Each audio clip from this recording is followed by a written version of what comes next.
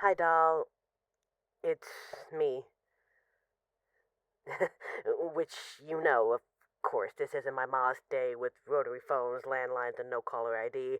I suppose I'm out of practice after emailing, texting, usually getting the privilege to seeing your pretty face up close.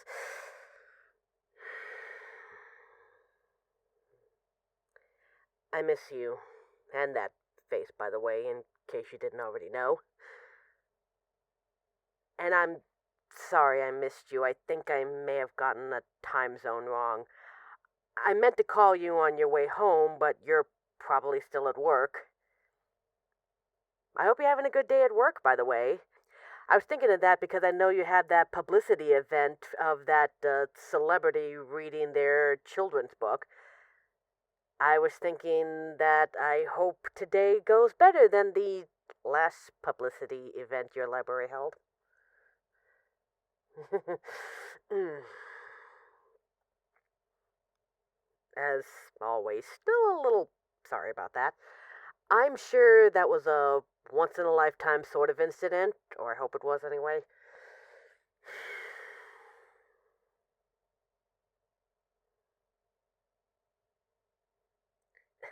Sorry. I could have sworn I had so much to tell you, so much to ask, and then I called and I forgot everything. I guess I'm going to have to get used to this. Oh, right. I wanted to tell you how we're settling in. It's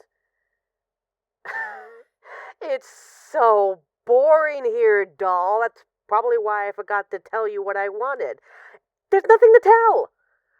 We've rented out a couple of furnished houses in the suburb, glorified and sanitized Airbnbs, basically. Oh, God, they're so dull, so beige.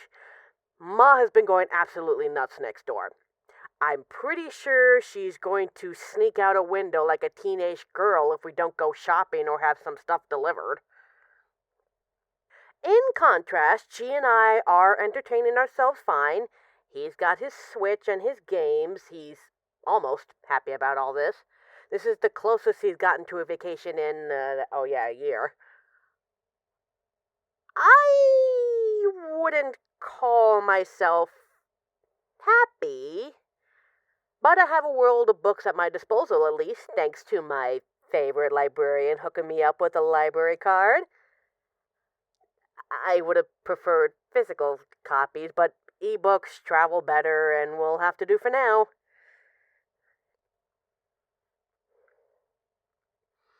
Everyone sends their love, of course. I'm not above admitting they've heard a lot about you the past 3 days. Too much if she has anything to say about it. I miss you, and I've apparently made my family well aware of that. I hope you know that I miss you. Uh, I'll let you go since this is probably getting a bit long, but I hope to hear from you soon. Bye, doll.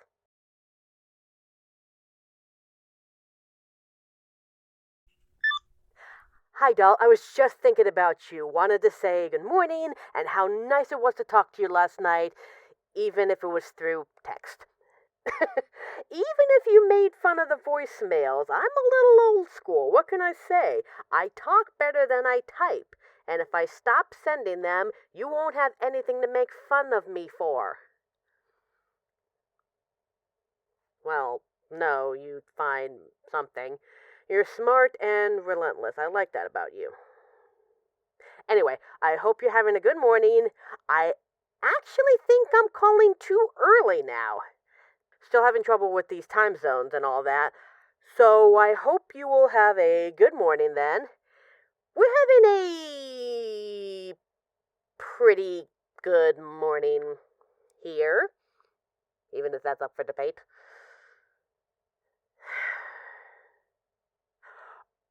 Oh, yes, good news. Gio went out shopping today, picked up food and knickknacks and entertainment and all that. Bad news. I think the phrase is. chose violence. Like, I asked for physical books, paperbacks, hard copies, anything to keep my hands busy. He got me the cheesiest schlock right out of the thrift store dollar bin. Ugh. I have all 4 Twilight books here, doll. I have all 16 of the Left Behind books. And the worst part is, I'm going to read every single one. Look, they're calling out to me like the forbidden fruit off the tree, and I'm about to be burdened with such terrible knowledge. It's not just me either. Ma asked for some framed paintings to give our houses some color. Anything other than landscapes and still lives. So what does this asshole do? Buys the ugliest, scariest painting that I've ever seen of crying clowns. Have I told you I hate clowns? Because I do. And so does Ma. I'm not ashamed to tell you that because even crime-hardened mafioso have feelings like missing you and utterly despising clowns. She won't even burn them or throw them out as a thing. She's convinced that it'll anger the spirits or whatever. Auntie Nina is, like her goddamn son, a shit starter. So she made quick work of hanging them around both houses just to watch us squirm. I mean, ugh, I'm looking at one right now, actually. Its eyes are following me around the room. I have to take a picture to send to you when I hang up because I have a feeling you won't believe me when I say it is ominously, threateningly holding a sandwich. The worst part is that it shouldn't be looking at me. I moved it like an hour ago into another room. I know Jean moved it back to fuck with me, but the weak, superstitious part of my brain that listened to Ma can't help but think it got back onto the wall all on its own with its big, weird clown gloves. Alright, this voicemail is going on long enough, and I got a fucking clown to dispatch. Ma might believe in spirits, but I believe in the cleansing power of fire. Big one, with lighter fluid. Miss you, doll. Text me when you can, and don't forget to have a good day.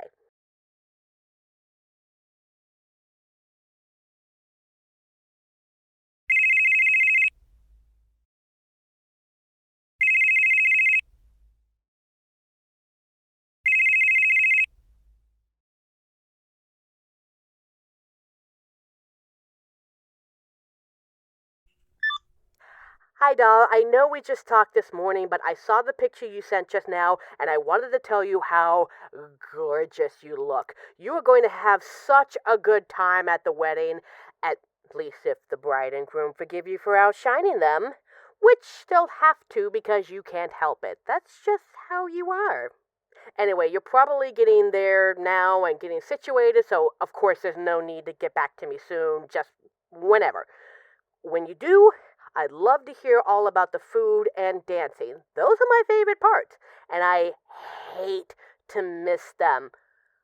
Oh, you'll have to eat lots of cake for me so I can live vicariously through you. Drink lots of water, since you'll be dancing and drinking, and, I'll talk to you soon. Bye, doll.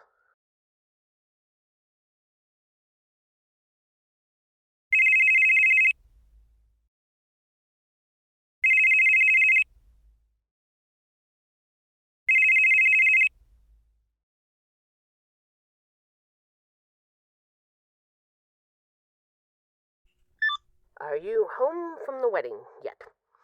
I guess not, or you would have answered. Or I hope you would have at least. Are you having fun? It looks like you are from the pictures you sent, which I really appreciate, of course. I didn't notice before you're wearing those new shoes I got you. Are they treating you well? I know I got them for you before I left, but I worry whether you broke them in enough. I wouldn't want you to be sore tomorrow from all the dancing and Fun.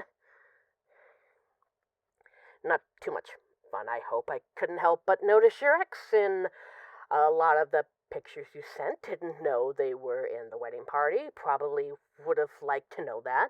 But it's neither here nor there. Just as I'm here and you're there and they're there, how long have they been there exactly? How long have they been in town? Probably a while if they're in the wedding party, if you and your cousin have known them since college. I just wonder if there might contribute to why you have been so fucking busy the last couple of weeks, if you're still mad at me and how much... And I know that's a really unreasonable thing for me to say. Unreasonable and unfair, but it doesn't feel unreasonable. I know it is, and I'm sorry for even suggesting anything, but I don't know how not to. You and me, us, that's what it's supposed to be. We're it for me. You're mine. I'm yours. I thought you felt the same, but now I can't fight the feeling that you don't, which I get is crazy. I sound crazy. I sound insecure and jealous, which are things I never thought I'd be, but I apparently am, because I feel like I can't get you to talk to me for more than 10 minutes at a time. Is this because I had to go? Is it because your ex is there when I'm not? Is that...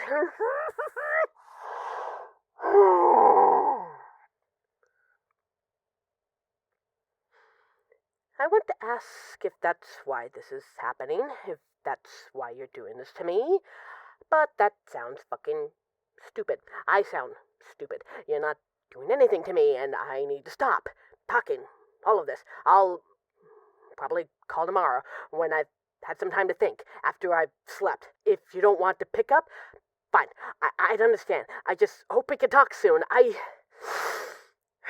miss you a lot. Okay. Talk later. Hopefully. Bye.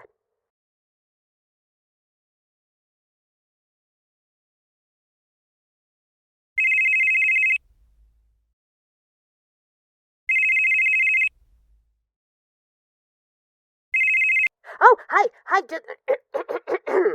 Hi. Sorry, that made it sound like I'm not happy to hear you pick up. I am. I'm just surprised. I take it you, heard my voicemail from last night? That's embarrassing. I'm sorry. Did I say I'm sorry last night? Because I am, in case I didn't. Good, because I am. I'm sorry. I was a lot last night. It's not okay, and I would like it if you didn't say that it is. I accused you of something last night for basically no reason. I got it in my head that I couldn't trust you, and that was awful of me. I shouldn't have been so... Frankly, I shouldn't have been so insecure. It's juvenile. It's embarrassing. It is for me. I... I'm starting to see why you were so upset when I said I'd have to leave for a while. I understood why, don't get me wrong. I understood that you were shocked at how sudden it all was, disappointed that I missed big plans we made. I felt all those things too. But now I really get how awful this is. The distance, the low contact. I don't know how you've done it. How anyone could do this long distance racket, especially since we didn't start off that way. I have a new hard won respect for anyone who has, because this is... Sorry, I'm making this all about me. We're both dealing with the distance, but I'm the one really complaining about it and not taking it well. I missed you. I didn't know how much I'd miss you, how much the isolation and distance would affect me. I've never really been with anyone before, so I shouldn't have assumed I had it all figured out. That me letting you know this could happen and that would make it all okay. I've figured. I've gotten pretty familiar with your schedule for these past months and what the workflow at the library usually looks like. I gathered that you weren't really busy all those times I called. It's. Well, I don't want to say it's okay because it hurt. And I didn't want you to say it's okay when I did something hurtful. But I get it. It can't have helped that the less I heard from you, the more I called.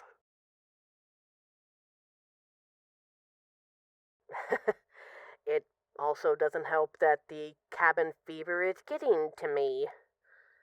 I am so tired of G and my ma, and she'd kill me if she heard me say that, if she didn't exactly feel the same way.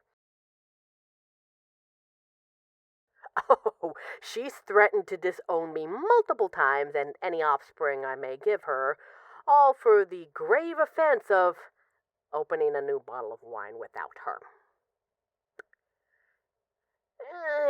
She's also tired of me talking about how much I miss you. Hell, they all are. I haven't been handling this well, and it was presumptuous of me to think I would. I forgive you for screening some of my calls and not really wanting to talk to me. Do you forgive me for leaving and acting like a jealous ass? I appreciate you saying the leaving wasn't really my fault, and I agree. But I do think I was too preoccupied with knowing I warned you to think about how much you might be feeling in the moment. I could have been more understanding, and maybe this wouldn't have been so hard, and I wouldn't have made a fool out of myself. I'm happy to hear the distance is easier after the first time, even if I am going to try my best so this never happens again. I'll even consider walking the straight and narrow if it means I don't have to go on the lam and be apart from you again. Maybe I'll actually become a decent law-abiding citizen. Maybe become a librarian. You say that, but I think I have what it takes even without the fancy degree and resume. Maybe I'll prove it to you one-on-one. Over dinner when I get back? It's a date. I hope you'll consider me for the position. I miss you. In case I didn't make that clear already. I miss you, I miss you, I miss you. Everything makes me think of you, from the birds in the backyard to that awful book I'm reading. Oh, doll, am I enjoying Left Behind? How much time do you have? Do you have to get to work? Good, because I have thoughts. I have questions, and G is tired of hearing about them. But first, have you read these Twilight books? I say this because I trust you with my life. They're surprisingly enjoyable. Don't judge me.